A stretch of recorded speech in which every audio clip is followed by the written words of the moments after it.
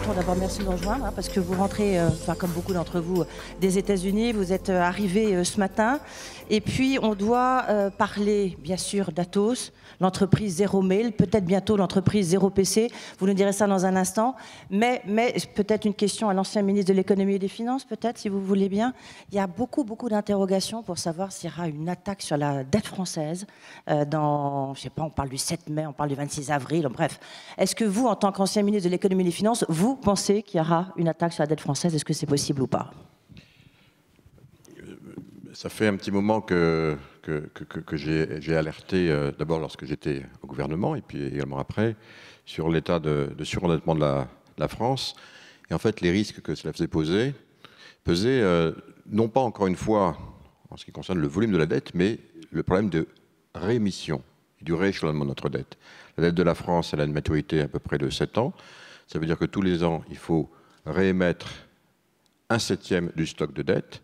Ce stock de dette a explosé puisque il a monté avec la crise, avec un certain nombre d'effets de plus de 600 milliards d'euros depuis 4 ans.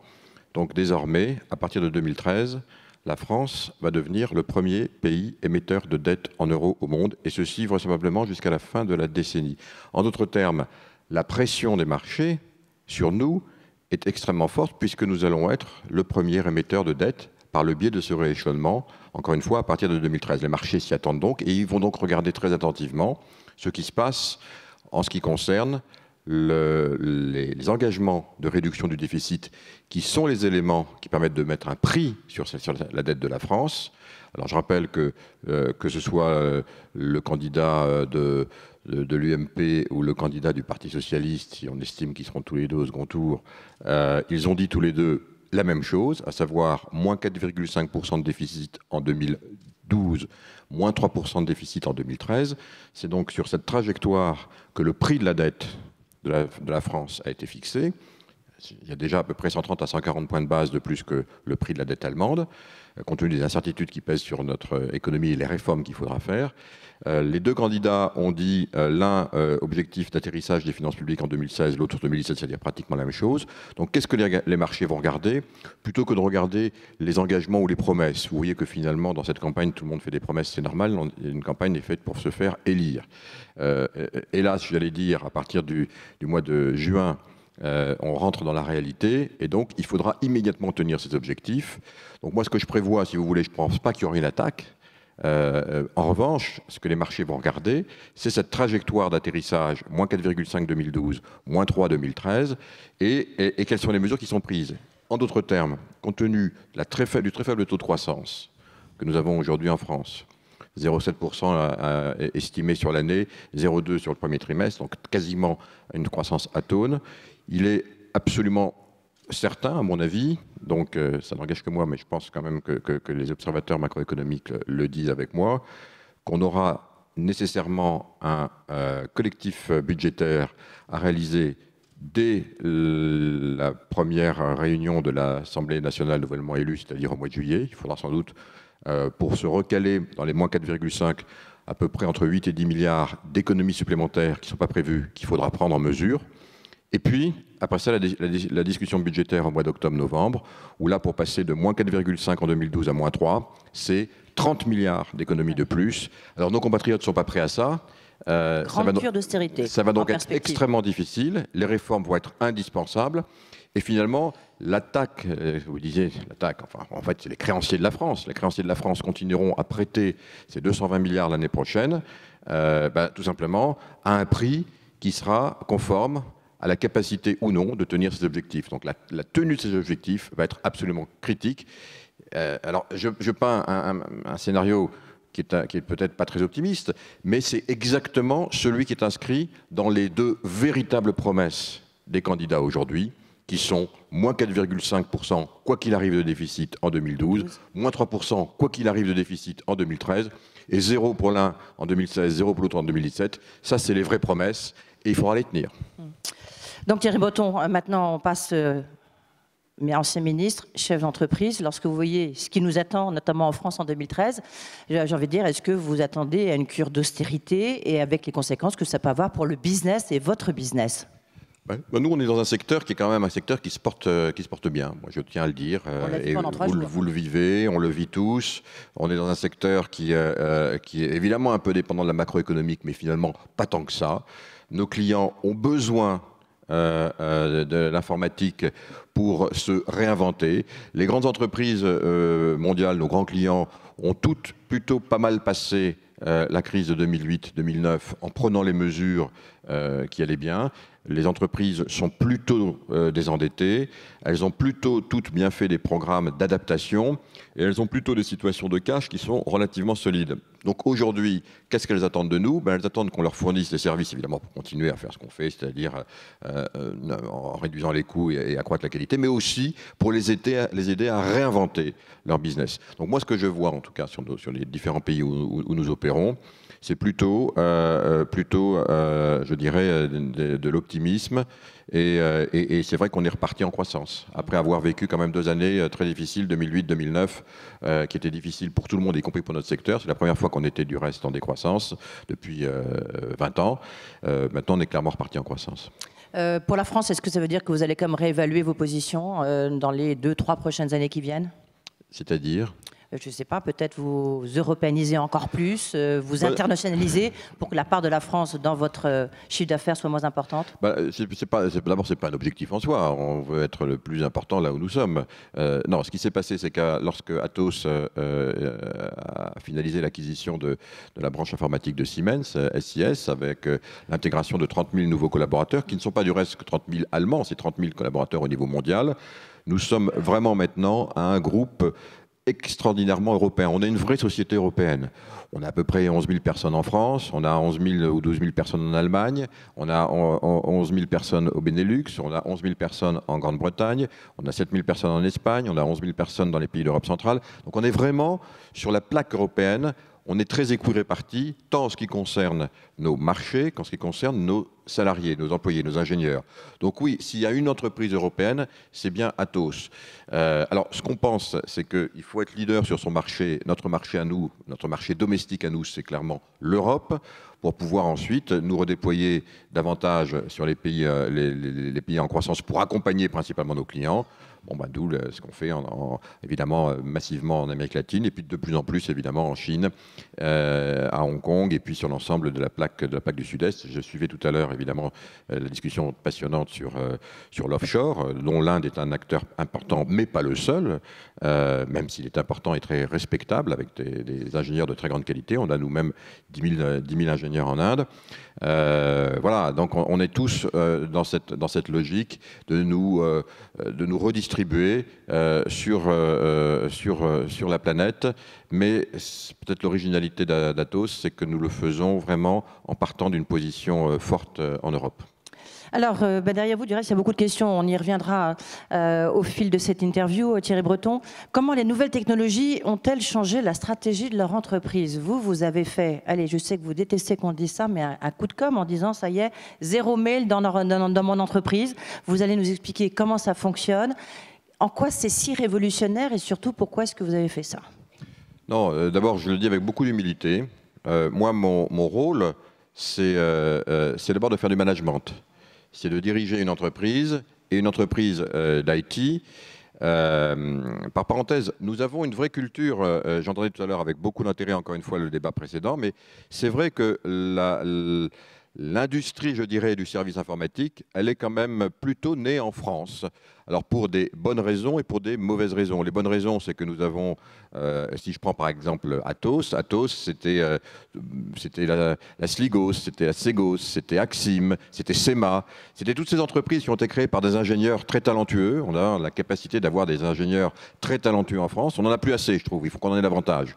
Mais en tout état de cause, la France d'après-guerre a su générer cette population d'ingénieurs très talentueux. Je voyais tout à l'heure une question sur les paiements. C'est vrai qu'on est leader dans les paiements parce que nous avons avons développé précisément par le biais d'ingénieurs ces technologies, et puis qu'on a agrégé tout ça pour faire aujourd'hui Atos de ce qu'elle est. Et puis ça, c'est la bonne raison. La mauvaise raison, c'est que la France souffrait, et souffre peut-être encore, d'un droit du travail qui est assez rigide par rapport à certains de nos pays voisins ou concurrents, et que pour pallier cette rigidité, en France, avant d'autres, on a développé l'industrie du service, l'outsourcing, pour avoir cette capacité à externaliser et à jouer, à donner un peu de flexibilité à nos clients. Ce qui fait qu'aujourd'hui, quand je constate que sur le numéro 1, 2 et 3 mondiaux que sont Accenture, Atos et Capgemini, en pure player dans les services informatiques, les 3 premiers mondiaux, eh bien, nous sommes 3 présidents français.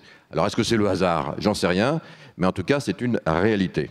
Alors, la question derrière vous, beaucoup de questions. Alors, est-ce qu'on peut enfin connaître pourquoi vous êtes lancé dans cette aventure de zéro email au sein de votre entreprise? Parce qu'il y a beaucoup de questions sur ce point. Alors d'abord, si je dis ça, c'est que nous embauchons dans nos entreprises, vous le savez tous. Les emails, Thierry Breton. Oui, mais je vous explique pourquoi. La genèse, elle est importante parce qu'elle n'est pas sortie comme ça.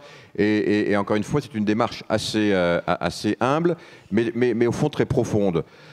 On va embaucher dans les 3 ans qui viennent près de 30 000 ingénieurs, qui sont tous, la plupart du temps, des ingénieurs qui ont 1, 2, 3 ans d'expérience. Ils sortent des écoles, ils sortent des universités, et lorsqu'on les voit, ils nous disent tous qu'ils utilisent, ils n'utilisent plus du tout les Outlook et autres, ils ont utilisé pour faire leurs études des instruments qui sont des réseaux sociaux, des messageries instantanées. Donc c'est un changement générationnel. Et donc quand ils arrivent chez nous, on leur redonne des outils qui leur semble extraordinairement rétrograde et vraiment très en arrière de ce que l'on peut faire lorsqu'on utilise les outils de leur monde à eux.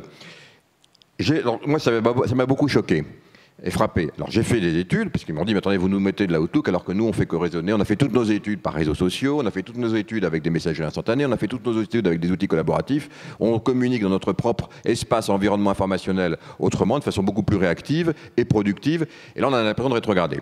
Alors du coup ça m'a intrigué et j'ai fait faire des études. Donc moi je dis encore, c'est une démarche uniquement d'Atos, hein. On n'a pas l'intention d'en faire le standard, même si on a effectivement eu beaucoup d'intérêt de la part de nos clients. On a constaté que lorsque nos collaborateurs arrivaient le matin, ils avaient 150, 180, 200 emails qui étaient tombés dans la nuit et qui passaient les 2, 3, 4 premières heures de la matinée à vérifier, finalement à lire toutes de façon linéaire, last in, first read, donc un système quand même relativement archaïque. Est-ce que ça marche déjà maintenant chez vous? Est-ce que c'est déjà le cas? Oui, ça marche, mais je vous explique la démarche. Et au fond, on s'est rendu compte qu'ils passaient entre 16 et 18 heures par semaine pour vérifier leurs emails internes. Et je parle évidemment ici que de l'email interne. L'email est un formidable outil. On a l'intention de continuer à l'utiliser, évidemment, pour communiquer entre l'entreprise et son monde extérieur, ses clients, ses fournisseurs. Du reste, quand on communique avec le monde extérieur, ça nous engage, et ça nous engage même contractuellement, légalement. Et donc, l'email est un outil formidablement approprié. Il s'agit évidemment de continuer à l'utiliser. En revanche, en interne, ce que nous avons constaté, c'est encore une fois qu'il y avait, après ça, dans l'analyse plus fine que nous avons pu faire à la suite de ces premières remarques, et encore une fois, mon rôle à moi, c'est de faire du management, et j'ai constaté que, lorsque notre audit interne a fait cette analyse sur 6 mois, que 10 à 15% seulement des emails internes, et je parle encore une fois que des emails internes, que nos collaborateurs recevaient, ils disaient qu'ils étaient utiles pour eux. Mais le reste, il fallait absolument qu'ils le fassent, de peur de rater quelque chose. Donc nous avons décidé, tout simplement pour nous, de dire, écoutez, on se donne 3 ans, et 3 ans dans le monde de l'entreprise, c'est long, on se donne 3 ans pour effectivement passer, alors on a appelé ça le zéro email trademark, parce qu'on a, encore une fois, on a une approche extrêmement progressive, on apprend, on fait des erreurs, on regarde, j'ai 50 consultants maintenant à plein temps qui sont sur la démarche et qui regardent comment on fait. On a aujourd'hui plusieurs milliers de nos collaborateurs qui fonctionnent en zéro mail interne. On a d'abord analysé l'ensemble des outils qui existaient. Et vous l'avez remplacé par quoi? C'est la question que vous avez derrière, là. Voilà, vous savez, il y a beaucoup de gens qui suivent. J'y viens, parce que d'abord, encore une fois, on apprend en marchant. On a d'abord constitué une équipe, là encore, de 40 personnes dont le rôle est d'identifier tout ce qui se fait sur la planète dans le domaine des réseaux sociaux et des réseaux sociaux d'entreprise, ou des messageries instantanées d'entreprise, des outils qui permettent, modernes, encore une fois, qui permettent de mieux travailler ensemble, de façon collaborative, coopérative. Donc cette analyse a été faite au cours de la première année. On a identifié les technologies, on a identifié celle qui nous semblait la meilleure en Europe, c'est-à-dire Blue Kiwi. On a acheté Blue Kiwi. Maintenant, Blue Kiwi est à 100% propriété à tout ce qui est le leader européen des réseaux sociaux d'entreprise. On a identifié ce qui se faisait aussi aux États-Unis. Notre entreprise, je peux la citer, Jive par exemple, on a maintenant des accords de partenariat avec Jive très sérieux. On n'a pas l'intention d'être mono-solution. En revanche, on a l'intention d'agréger les meilleures solutions. On a la même chose en messagerie instantanée, on a la même chose en outils collaboratifs. Et au fond, donc, on développe des technologies propriétaires nous-mêmes. Pourquoi on a acheté Jive? Parce qu'on a des tas d'idées qu'on veut en rajouter un certain nombre d'applications.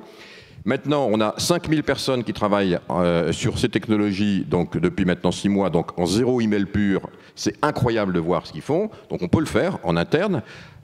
Et pour vous dire comment ça va se passer, comment ça se passe, à partir du second semestre... Comment ça va se passer ou comment ça se passe? Alors, quand vous arrivez le matin, pour vous dire, quand vous arrivez le matin, plutôt que de vous brancher sur votre Outlook, alors bien entendu, on est interfacé avec Outlook, parce qu'il ne s'agit pas de tout révolutionner. On va continuer, encore une fois, à être en interface avec le monde extérieur, bien entendu. Mais pour nous, pour travailler autrement, pour essayer de reprendre sur ces 3 à 4 heures par jour qu'on passe uniquement, dans le plus tard du temps, à checker qu'on n'a rien oublié, ben, si on gagne 2 heures, la moitié, c'est formidable, on fait 2 heures pour faire autre chose, pour aller parler avec ses collègues, pour s'enrichir soi-même, pour s'informer. Donc qu'est-ce qui se passe quand vous arrivez le matin? Vous mettez votre ordinateur sur On et vous avez une fenêtre qui arrive, c'est votre espace informationnel.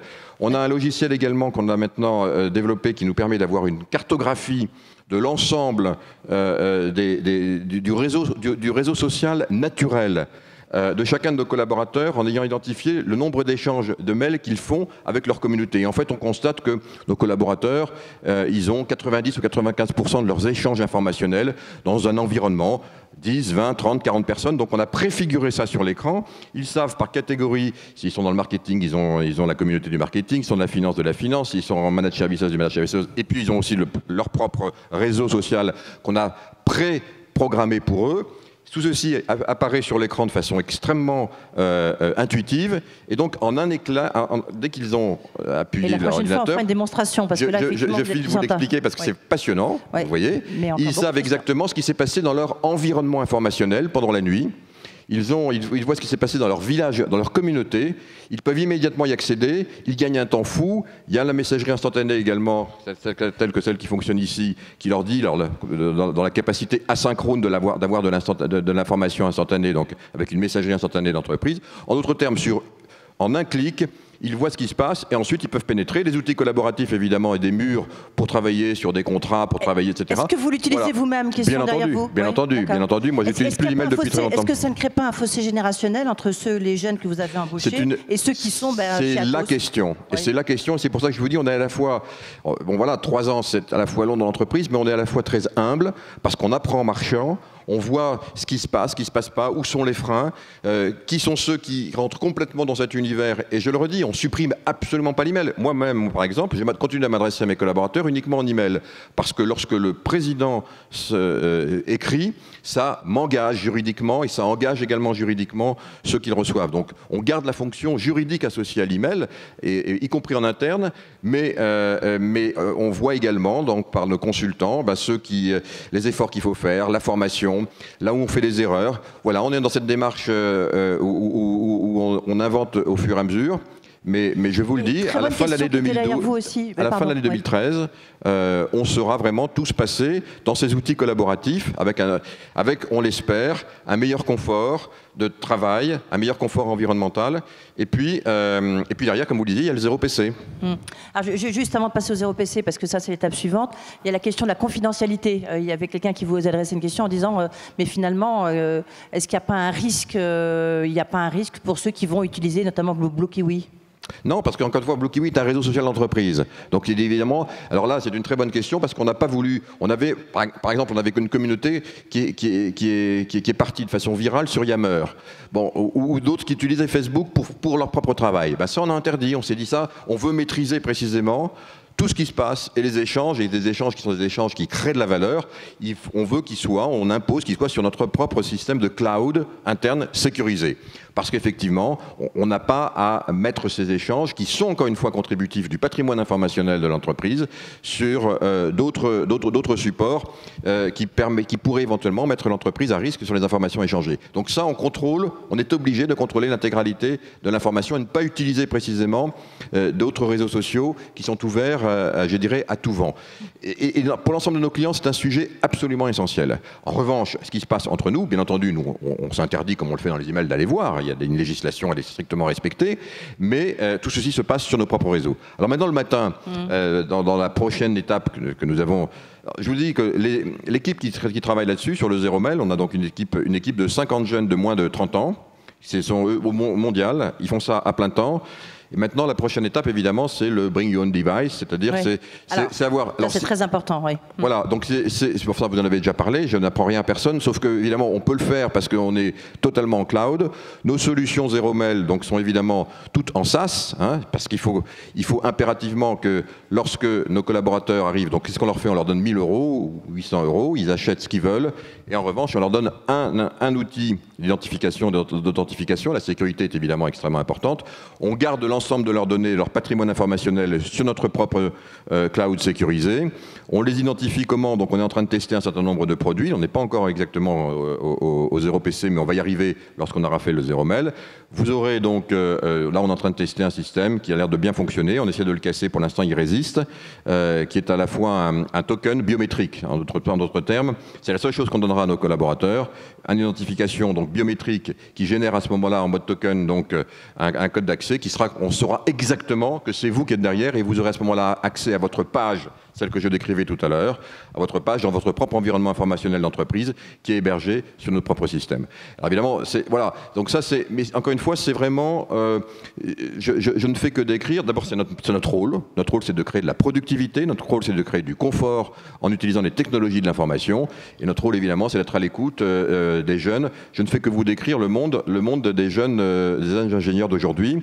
C'est vrai que ça nous permet de nous mettre en cause. Moi mon rôle aussi c'est de faire en sorte que dans l'ensemble de l'entreprise, chacun se remette en cause en permanence, et puis derrière qu'on accompagne nos clients. Si jamais on définit une pratique qui fait du sens, on a eu beaucoup d'intérêt, vous le rappeliez tout à l'heure, au-delà même de ce que je pensais. Moi j'ai initié une démarche qui est une démarche managériale, qui a été initiée dans le cadre de nos programmes Wellbeing at Work, vous voyez, de bien-être au travail.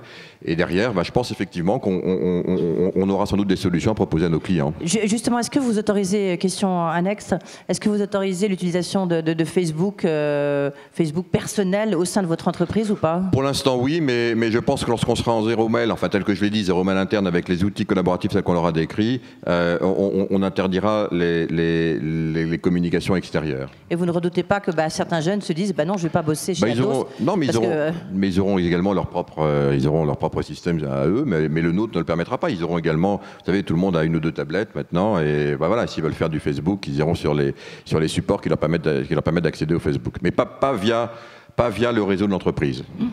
On a beaucoup parlé aussi, et on va en reparler avec vous, du cloud. Est-ce qu'il faut un cloud à la française? Est-ce qu'il faut un cloud européen? Quels moyens? Est-ce que vous pouvez nous expliquer votre stratégie? Est-ce que vous regrettez un peu cette guerre du cloud franco-française? D'abord, le cloud, c'est grâce au cloud qu'on peut faire tout ça. Ce que je viens de vous décrire, c'est parce que précisément, on est en mode cloud qu'on peut effectivement maintenant mettre sur pied des approches telles que celles que je viens de décrire. Donc c'est une tendance qui est une tendance inéluctable.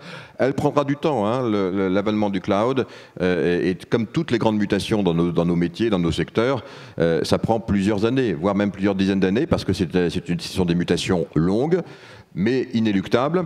Donc en ce qui nous concerne, puisque vous me posez la question sur Atos, on a décidé de nous associer donc avec des partenaires qui nous permettent d'avoir à la fois l'accès à la technologie et au logiciel de virtualisation. Donc c'est EMC et VMware. On a créé une société ensemble qui s'appelle Canopy, dans lesquelles et VMware et EMC sont coactionnaires avec nous. Et on a une offre de cloud sécurisé, de cloud privé pour l'ensemble de nos clients sur la planète, avec donc des bases aux États-Unis, en Amérique du Nord, en Amérique du Sud, en Europe et en Asie. Donc on a notre système, évidemment, aujourd'hui, et on l'a fait tout seul. Alors maintenant, les États à juste titre, se préoccupe du cloud, parce que pour les administrations, par exemple l'administration publique française, que je connais un petit peu, il y a 1000 data centers en France, il pourrait y en avoir 300. Et c'est vrai qu'aujourd'hui, si le gouvernement français se donnait les moyens, il y aurait des économies absolument gigantesques en optimisation. Au fond, chaque administration veut avoir ses capacités. L'éducation nationale, il faut qu'elle ait ses pics au mois de juin pour les résultats et au mois de septembre pour les inscriptions. Le ministère des Finances, c'est tous les 3 mois pour les trimestres. Et chacun, finalement, a ses capacités maximales sans pouvoir les optimiser ou les lisser. J'ajoute également que l'État peut ensuite réguler, je dirais, ses pics d'interface en fonction évidemment de ses ressources. Il y a toute une optimisation à faire et qui peut provoquer des économies absolument substantielles à partir du moment où on a ces logiques de cloud. Alors faut-il pour autant que l'État investisse? Ça c'est sa décision, ça dépend des États. Hein. Nous par exemple on opère en cloud pour le gouvernement de Hong Kong 6 de ses ministères. Bon, on l'a fait, le gouvernement n'a pas investi mais on l'a fait nous-mêmes, c'est notre client. Maintenant si en France on veut que l'État investisse, il n'y a pas de raison qu'il ne le fasse pas. Nous on sera encore une fois là où on nous demande d'être. Orange travaille là-dessus, on travaille beaucoup avec Orange. Si jamais ça se fait, on sera là encore une fois dans chaque pays où nous opérons. Nous voulons être des bons citoyens. Alors voilà, si on nous appelle, on est là. Mais on a une stratégie par ailleurs, qui est notre stratégie propre, globale, dans les 50 pays où nous opérons, parce qu'encore une fois, on ne peut pas attendre les États individualisés pour rebâtir une stratégie. D'accord, mais en même temps, ma question était de savoir, c'était même à mon micro, qu'en l'occurrence, Bernard Charlès de Dassault Systèmes a claqué la porte en disant la solution telle qu'il est en train de s'élaborer en France, autour de Orange et de vous, elle est beaucoup trop chère, il faut que ça soit compétitif. Là-dessus, vous avez continué votre projet, il a continué son projet, il y a un autre projet. Est-ce que tout ça, c'est pas un peu dommage, cette guerre franco-française, en disant que, on en parlait hier avec quelqu'un d'IBM, en disant que c'est plus une solution au niveau européen qu'il faudrait sur le cloud? Mais même pas, je pense encore une fois que alors d'abord, le cloud, les limitations du cloud public, et notamment pour les gouvernements, c'est évidemment, mais aussi pour les entreprises, c'est évidemment les régulations en ce qui concerne le stockage des données et la localisation des données. Donc ça, c'est une contrainte extrêmement forte et nécessaire, me semble-t-il. Donc effectivement, dans les projets, même le projet mondial tel que le nôtre, on a ensuite des clouds au niveau des géographies qui ont des régulations homogènes. Et c'est le cas en particulier de l'Europe. Bon, maintenant, vous disiez c'est dommage, etc. Bernard Charlès a claqué la porte, etc. Nous, on ne rentre pas dans ces débats-là. Nous, on ne demande rien à l'État. On ne demande pas un sou à l'État. Maintenant, si l'État décide... Oui, il y a une subvention quand même, oui. Mais on ne demande rien. On ne demande rien. On est là, on est des entrepreneurs, on fait notre travail. Maintenant, si l'État décide d'investir ou de co-investir ou de mettre de l'argent et que nos grands partenaires locaux, comme c'est le cas de France Télécom, nous demandent d'être à leur côté, on sera à leur côté. Mais on n'a pas l'intention d'être proactif, on n'a pas l'intention d'attendre et de tendre la sébille à Pierre, Paul, Jean-Jacques pour avancer. Sans ça, on ne fera rien. Le projet Canopy n'est absolument pas antinomique avec les projets Andromède ou le projet SFR et je ne sais quoi, absolument pas. Nous, on a encore une fois, on est agnostique et je souhaite qu'on continue à rester agnostique. On est là pour aider nos clients et aider les clients de nos clients. Voilà, je le dis vraiment très simplement, vous ne verrez jamais Atos aller se mettre à genoux, à pied, à plat ventre devant l'État pour demander de l'argent pour faire ses projets. Ce n'est pas notre rôle. Peut-être pour conclure, Thierry Breton, parce que le temps passe vite, s'il fallait peut-être en résumer les 3 ruptures technologiques qui vont changer la stratégie des entreprises, qu'est-ce que vous diriez ? Écoutez, je crois, on en a parlé abondamment tout à l'heure, d'abord la virtualisation, l'émergence, on appelle le big data, le fait que tous les 18 mois, on est quasiment en loi de Moore sur la génération des informations au niveau mondial, c'est quelque chose d'absolument considérable. C'est tellement considérable qu'aujourd'hui, là c'est l'ancien président de France Télécom que j'ai été qui peut parler, on n'a même plus, bien souvent, les réseaux, la largeur de bande suffisante pour pouvoir transporter ces données. Donc en fait, la localisation des données, les volumes sont tellement gigantesques qu'on va être obligé de les stocker et qu'en fait, on va envoyer, les clients vont aller se mettre précisément sur ces réservoirs de données pour pouvoir créer de la valeur plutôt que l'inverse. Donc cette inversion des choses, alors qu'on a vécu, nous, en informatique pendant longtemps en disant on allait tout répartir, on allait avoir son environnement informationnel autour de nous, on se baladait avec. Non, on se balade avec une porte d'accès, on se balade avec un portail, on se balade avec un verrou qui est incassable et derrière, on va se mettre là où sont les données, on crée de la valeur. Donc ce changement de paradigme est absolument considérable. C'est ce qu'on décrivait tout à l'heure derrière le cloud, c'est ce qu'on décrit derrière les transactions sécurisées à très forte valeur ajoutée, y compris évidemment la mobilité. Et puis j'ajoute enfin, en termes de management, et c'est ce qui me passionne, vous l'avez compris, c'est aussi le fait que le comportement, et c'est souvent comme ça du reste, collectif de l'environnement de nos enfants, des générations des jeunes, dans l'utilisation qu'ils font de ces réseaux sociaux, appliqués désormais au mode de l'entreprise, provoque des ruptures absolument considérables. Et c'est aussi un des sujets, vous l'avez compris, sur lequel Atos a décidé de se positionner très en amont avec notre initiative. C'est à mon avis les 3 grandes ruptures. D'abord, le cloud, question, quand est-ce que ça va être finalisé le projet? On a une date, Quel projet? Sur le cloud. Ah bah, il est finalisé, ça y est, Canopy a été lancé, c'est fait, ça y est. C'est bon. Est-ce que c'est une petite question humoristique, ça vous change, j'imagine, beaucoup de ce qui se passait à Bercy. Est-ce qu'un jour, l'État, justement, pourrait se mettre à toutes ces ruptures technologiques? On est encore très loin, il faudra attendre plusieurs années? Non, moi je pense que par rapport à ce qu'on a dit tout à l'heure, et ça fait peut-être justement la conclusion par rapport à l'introduction sur laquelle vous m'avez interrogé au début, les économies que nous allons avoir à réaliser collectivement sont considérables. Considérables. Il faut donc changer là aussi notre business model, notre modèle économique dans les rapports de l'État avec nos compatriotes. Et c'est vrai que l'informatique est clairement l'instrument qui permet de le faire. On va faire, à mon avis, de plus en plus de BPO, de Business Process Outsourcing. On le fait de plus en plus nous-mêmes, par exemple en Grande-Bretagne, on le fait dans beaucoup de pays, on ne le fait pas encore assez en France. La façon de traiter autrement, par le biais des outils informatiques, des missions qui ne sont pas, ou des fonctions qui ne sont pas forcément régaliennes de l'État, pour le faire autrement et en générant des économies, va être un vecteur absolument massif d'économies. Mais on connaît notre pays, on l'aime, on connaît aussi ses rigidités. Ça va être un peu sportif. Merci beaucoup Thierry Breton, donc le président d'Atos, ancien ministre de l'économie et des finances. Merci d'être venu ici au IT for Business Forum. Merci beaucoup. Merci.